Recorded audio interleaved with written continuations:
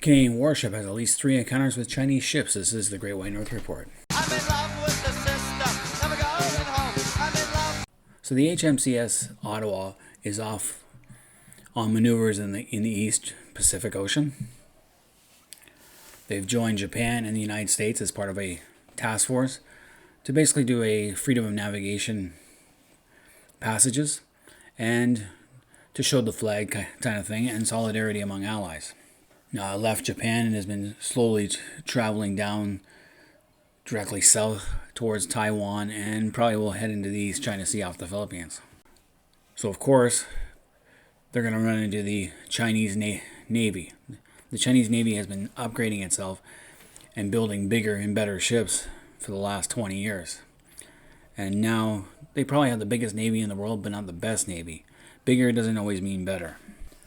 So in less than a week since leaving the friendly port of Yokosuka, the Canadian warship HMCS Ottawa has had at least 3 interactions with suspected Chinese vessels, the most significant during an exercise in international waters with Japanese and American allies. On Wednesday, the heavily armed Chinese destroyer, the Liu Yang, closely followed the convoy of ships in the East China Sea, calling out repeatedly to the Canadians on maritime radio and coming within just over a kilometer of the Allied ships. This is normal practice. Whenever there are exercises, there's always going to be other ships there to observe. The Russians did it constantly whenever NATO had exercises in the East Atlantic. The Chinese are doing the same thing. They're trying to gauge our capabilities, size, and scope of the fleet. It's nothing new. But the Chinese vessel came so close that the commanding officer of the Ottawa called for his intelligence gathering team to capture imagery of the vessel and share it to allies. Again, nothing new. The Chinese were probably doing the same to us. Now you could argue, what are we doing over there and why are we bothering the Chinese? The simple thing is, it's quite simple. Solidarity among our allies. The Chinese Communist Party are being complete a-holes in this region. They still claim Taiwan even though they've never ruled Taiwan. Taiwan is, for all intents and purposes, its own country with its own democratically elected government and is far more successful than mainland China and is someone we can trust more. So the Chinese vessels, their Navy, they're curious about our behavior as we are of theirs.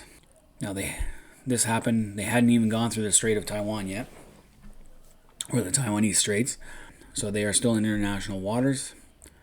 But the CCP claims a lot of what is considered international waters and infringes on other nations' sovereignty, such as Malaysia, the Philippines, Indonesia, and Vietnam, by claiming most of the East China Sea for itself.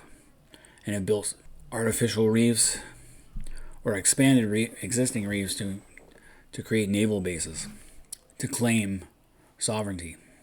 This was something that was done during the Obama years, and the United States let it happen. So Canada is among several nations increasing the frequency and number of ships deployments to the increasingly tense region.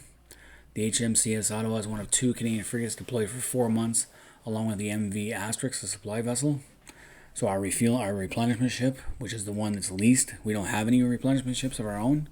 We're currently building one in BC, Seaspan, in Vancouver, is building the supply ships. And basically we're there to show the flag.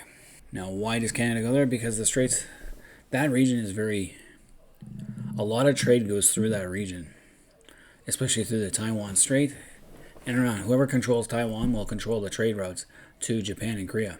So it's a very strategic region, and it's better that it be kept in Taiwanese hands other than the CCP hands. The CCP knows it's a choke point, as is the Straits of Malacca in Indonesia and Malaysia. Now, should Canada be taking part in these exercises? Of course. This could have long-term consequences if we don't. The problem I have is we only have 2 ships in the region. Out of 12 frigates, we only have 2 there, which means it wouldn't take much to knock out our 2 ships. And what do we have to replace them? Not a lot.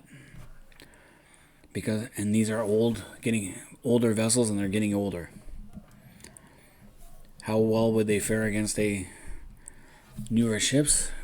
Remains to be seen. But this should be the type of thing that drives us to build our ships faster and put more thought and emphasis in what we need. because we're almost finished the Arctic patrol ships. I think 4 are in the water, 2 more are still being built today. When I was in Halifax, I saw one of them still being built. It was still in dry dock. And once they're done, then Irving and Halifax will start building the frigates. We're ordered 15 frigates. We probably won't see, they won't all be complete until 2036.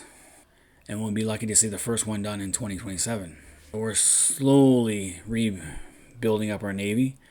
But once we build these frigates, we're gonna probably decommission the other frigates because they're so old. They're from the 90s, which means they'll be 30-year-old ships.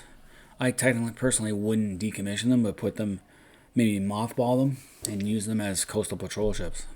So it just goes to show how far the Canadian Navy has fallen. 50 years ago, we could send a small task force of an aircraft carrier, 3 destroyers, and a couple of frigates. Now we're only sending a couple of frigates at a time. So maybe it's time for the Canadian Navy and the Canadian government to think about other options navally. We definitely need submarines. 12 would be perfect, but I would be happy with 6 to replace the Victoria class that have been nothing but problems.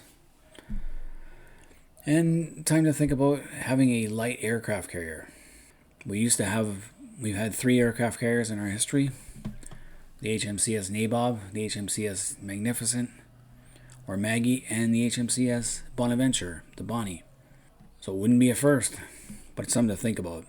So any Canadians out there, let me know what you guys think about Canada sending our frigates over to the Eastern Pacific and joining our allies in exercises off the coast, and joining our allies doing exercises in international waters. Leave comments in the comment section. Hit the like button if you're new to the channel. Subscribe. And until next time, this has been the Great White North Report.